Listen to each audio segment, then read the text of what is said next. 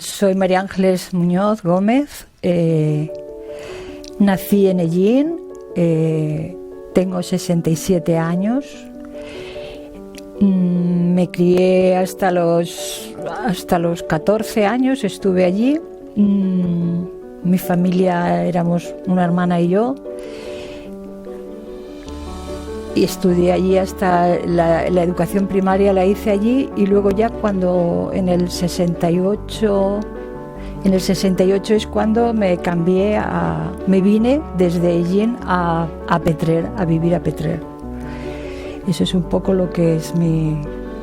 Luego, más tarde, que ya os contaré después, es cuando ya estudié, hice un curso puente para la universidad, y entonces estudié una diplomatura en relaciones laborales, que es la que me sirvió luego pues para mi vida laboral, y de hecho trabajé pues desde el 77 hasta el 2011 o 2012, que estuve trabajando en el servicio jurídico de comisiones obreras, porque siempre me había gustado el tema de no sé, el derecho laboral, y es una carrera muy enfocada a ese tema. Recuerdo, por ejemplo, otro hecho es que en la escuela, bueno, si acaso paso un poco a lo que son mis recuerdos de la escuela. Yo iba a la escuela cada día, era muy buena estudiante, me encantaba estudiar. Mis padres se iban a dormir por la noche, y yo, si no había terminado de trabajar mis deberes, pues yo me quedaba, y mi madre me tenía que llamar para que me fuera a dormir, porque que era un poco raro para una niña. Cuando me ponía enferma, de hecho lloraba porque no podía ir a la escuela. Imagínate qué cosas más. La cuestión es que recuerdo, en el pueblo había como una escuela con 2 aulas, porque no íbamos separadas las niñas y los niños en diferentes escuelas. Luego en el recreo, el aula de las niñas, éramos las encargadas de preparar la leche en polvo que se daba, porque yo creo que era la única leche que bebíamos, allí en mi pueblo por lo menos, y preparábamos la leche en polvo, y luego salíamos para darla, y cada niño que iba a la escuela iba con su vaso, su azúcar y su... Ya digo que a mí la escuela se me daba bastante bien, y otro recuerdo que siempre lo tendré presente es entrar en la escuela. Lo primero era la primera función que hacíamos era levantar el brazo, el saludo fascista, y cantar el Cara al Sol. Y luego, pues algunos días durante la escuela también cantábamos otros himnos falangistas, como otro que recuerdo es ese de Montañas Nevadas o algo así. Y bueno, y frente a todas las niñas en la escuela, en la pared, estaba la foto de Franco y el crucifijo, ¿no? Esa era, ahí se demostraba un poco el contenido de nuestra educación, ¿no? Recuerdo que la religión tenía muchísima importancia en la escuela, no solo porque estudiáramos catecismo y religión y no sé qué, sino también porque casi siempre estábamos preparando algún evento religioso. Llegaba, por ejemplo, Semana Santa, y era todo como muy trágico. Lo recuerdo siempre como muy trágico, la muerte de Jesús. Recuerdo que no podéis comer carne tales los viernes, y eso a rajatabla, mi madre lo llevaba a rajatabla. O que, por ejemplo, desde el viernes, que era cuando Jesús se suponía que le habían matado, hasta el domingo que resucitaba, no podíamos ni escuchar música en la casa, ni cantar. Como niña lo vives de una forma así como muy trágica, como tiempo de pena. Bueno, pero es que se terminaba la Semana Santa, pero es que entonces venía el mes de mayo, que era el mes de María. Entonces eran las niñas, sobre todo, a coger florecillas por los campos para llevarlas al altar y bueno, el rosario para María, las oraciones para María, los cánticos y no sé qué. No sé, siempre estábamos con eventos religiosos. En aquellos tiempos me imagino pues que el régimen de Franco lo que hacía es como los que estudiaban en la universidad eran los hijos de los ricos, pues daba una especie de becas muy minoritario, me imagino que sería en cada pueblo o algo así. Entonces recuerdo que como se hizo fue un examen a todos los niños y niñas y el que sacara la mejor nota se ganaba una beca para poder ir a estudiar ya la escuela secundaria y luego una carrera, pues entonces la gané yo y claro, pues yo estaba muy contenta, mi maestra muy contenta, mis padres, de tal forma que, bueno, eso les llevó a mis padres tener que hacer un desembolso porque había que ir con un determinado uniforme, como una especie de mini ajuar de calcetines de esta forma, las toallas de tal medida, todo esto. Total que yo me fui muy contenta. El tema es que yo era la primera vez que salía de mi pueblo y de mi familia. Y bueno, pues los primeros días, pues eso, intentando adaptarte. Me había pasado ya un mes y ya estaba yo un poco como empezando a adaptarme. Y entonces recibo la primera visita de mi padre. Viene a verme y entonces yo, como una niña que era, pues dije que me quería ir con mi familia. Tenía ganas de ver a mi familia y me quería ir. Mi padre intentó convencerme que no, que me quedara, y luego la superiora, era un colegio religioso, la madre superiora todo el tiempo convenciendo a mi padre no se la lleve, yo tirando por acá, llorando por acá, yo llévame contigo, y total que mi padre no pudo aguantar verme llorar y dijo no, se viene conmigo. Y esta mujer, la religiosa, se quedó como muy enfadada con él, gritándole, y usted se va a arrepentir, está jugando con el futuro de su hija y no sé qué. Bueno, en cierto aspecto llevaba razón la mujer, pero bueno, mi padre era como si nunca hubiera podido negarnos lo que estaba en su mano, ¿no? Y bueno, me volví otra vez a la aldea. Cuando la maestra me vio aparecer por la escuela, me dijo, ¿pero qué haces aquí? Aquí es que ya no vas a aprender nada más. Tú puedes venir, pero hazte a la idea que vas a venir para repetir lo que tú ya sabes. Total, que yo ya empecé a perder, claro, el interés y me quedé un poco como sin nada que hacer. Sin nada que hacer, y a lo mejor tendría unos 14 años o así. 14 o 15. No, 15 no, era más pequeña, a lo mejor tendría 13 o 12 años cuando ocurrió esto. De forma que yo me quedé un poco ya sin ilusión, y en mi pueblo mi amiga se marchó con toda su familia, se marchó a Petrer, se vino a Petrer, mucha gente. En aquellos años, en los 60, mucha gente de allí se venían para Elda, para Petrer, sobre todo, yo recuerdo, porque decían que había una industria muy fuerte de zapatos y que entonces había mucho trabajo para todo el mundo. Total, que mi mejor amiga y su familia se cambiaron. Entonces ella me escribía diciéndome las cosas que hacía, claro, a mí me gustaba las cosas que ella hacía aquí y lo poco que yo tenía que hacer. Y bueno, llegó un día que decidí, yo me quiero ir allí a vivir, porque ella me ofreció su casa para vivir con su familia y todo esto. Mis padres no querían, pero al final, bueno, pues un día que venía una familia para acá, aproveché, me hice la maleta y le dije a mi madre, me voy. Y que me vine a Petrer. Vivía en casa de mi amiga. Enseguida encontré trabajo en el sitio en la fábrica donde ella trabajaba. Allí me fui yo a trabajar, pero vamos, en 2 días. Yo no sabía hacer nada, claro, era un poco la chica de los recados, la última que había llegado. Creo que ni me llegaron a dar de alta en la Seguridad Social ni nada.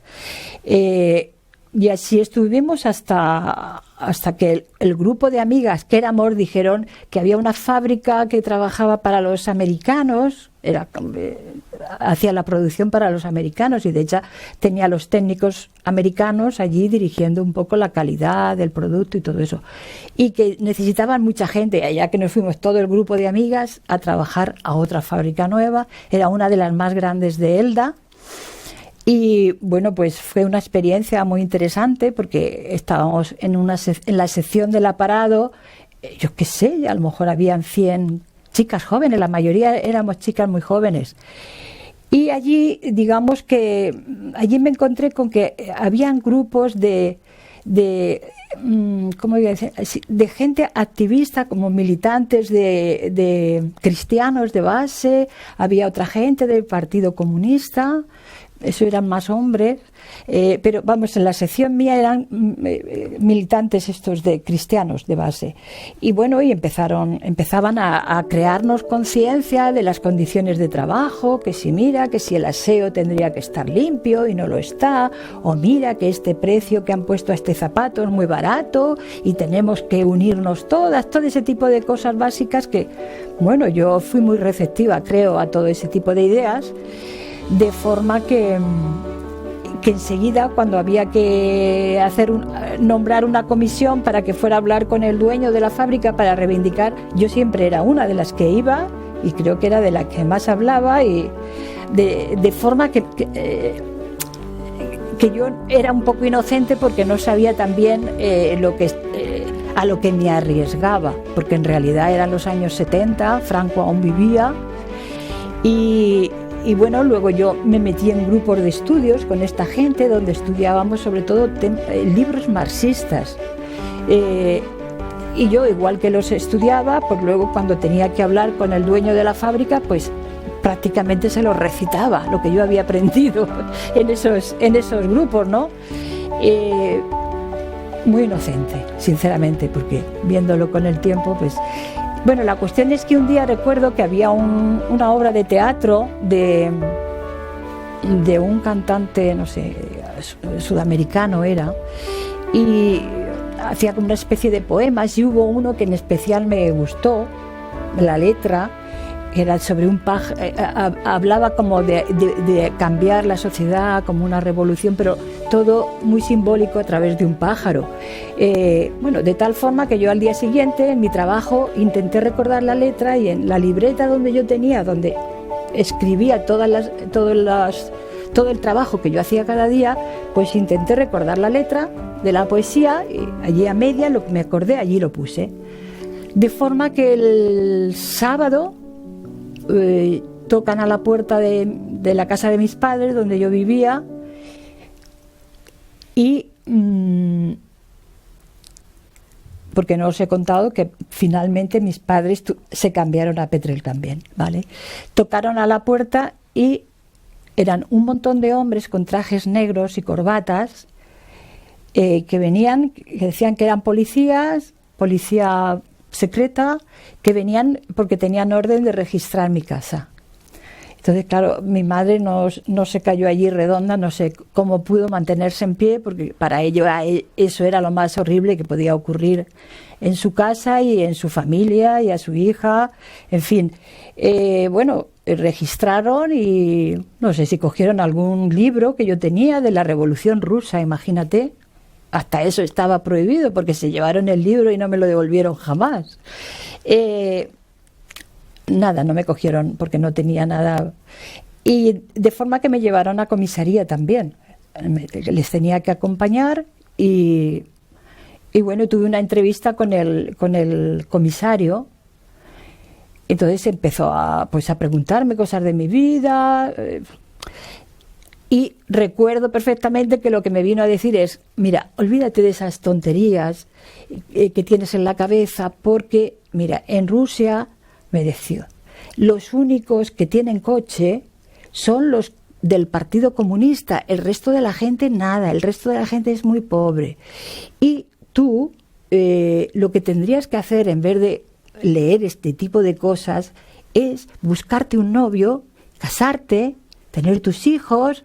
Hombre, que de alguna manera pues vio mi inocencia, digamos, y luego lo joven que era, porque yo no sé si tendría 18 años o algo así, y bueno, pues se dedicó a darme los consejos que a lo mejor cualquier padre le hubiera dado a su hija, y ahí quedó la cosa, ¿no? Bueno, pero quedó la cosa ahí en cuanto al tema de la policía, porque eso a mí me dio una rabia por dentro, porque el hombre fue sincero y me confesó: ¿quieres que te diga quién te ha denunciado? Te han denunciado de la fábrica donde trabajas, porque tú escribiste esto, ¿verdad? Esto lo has escrito tú. Entonces, claro, yo ya entendí que había sido que me registraban mis cajones y todo esto para encontrar alguna historia, no lo sé. Y con algo tan inocente como una poesía a medias fue suficiente para que la policía fuera a cogerme. Claro, aquello me llenó de rabia. Yo era muy joven, pero era como si estuviera convencida de que yo tenía toda la razón y que yo no hacía nada raro, y me habían llevado a la policía un poco con la idea incluso que me podrían haber metido en la cárcel, y era eso lo que quería mi jefe, ¿no? Total, que al día siguiente, cuando llegué el lunes, lo primero que hice fue subir, le puse verde, diciéndole que no había derecho, que me había denunciado, que quería que me llevaran a la cárcel, que bueno, me desahogué bien. Y entonces, digamos que a partir de ahí, eso a mí me dio más coraje todavía. Entonces, como que me iba comprometiendo más. Ya se ve que se dieron cuenta, esta mujer no vamos, o esta niña no vamos a poder, si la hemos intentado quitar de encima de esta forma, pues la única que nos queda es despedirla. Y le pagamos un despido y la tiramos de aquí. Y eso es lo que hicieron. Yo gané el juicio. Me acuerdo que me lo llevó un abogado de aquí que llevaba juicios de trabajadores, que era Antonio García Miralles, creo que era, sí, que se dedicaba a esto. Me lo llevó, lo ganamos, pero claro, como era un despido improcedente, pues me pagaron la indemnización y me fui a la calle. Mis compañeras fueron capaces de hacer una huelga ese día, hacer un paro en protesta por mi despido, pero claro, no valió para nada, y allí me quedé yo en paro y punto. A todas estas, digamos que yo había empezado a militar en un partido comunista, no el movimiento comunista, que era un partido minoritario donde, bueno, yo me movía con gente así. Entonces pues al final pues te haces del partido donde la mayoría de tu círculo pues está. Y bueno, y ahí empecé en serio ya, y empecé sobre todo con el tema de... Luego me casé en el año 75, justo el día de la coronación de Juan Carlos. Ese día me estaba yo casando. Y ahí, pues claro, yo también necesitaba tener libertad, porque mi madre me intentaba controlar mucho a partir de lo de la policía. Pues siempre quería que estuviera en las casas en la casa a determinada hora, y yo me sentía que necesitaba libertad. Entonces yo creo que me casé sobre todo porque él también estaba en el mismo partido. Era de una familia más bien franquista, franquista completamente. Y bueno, creo que los dos necesitábamos volar de nuestra casa, nos casamos, y ahí pudimos dedicarnos a nuestra militancia, pues hasta el tiempo que estuvimos cada uno. Y ahí digamos que son los recuerdos que así hasta el año 80 y tantos, que es, bueno, yo ahí me coloqué a trabajar en comisiones obreras. A todas esas estaba en desempleo. Era cuando Comisiones Obreras empezaba a formarse en el año 70 y tantos. Abrieron un local, el primer local en Elda, y yo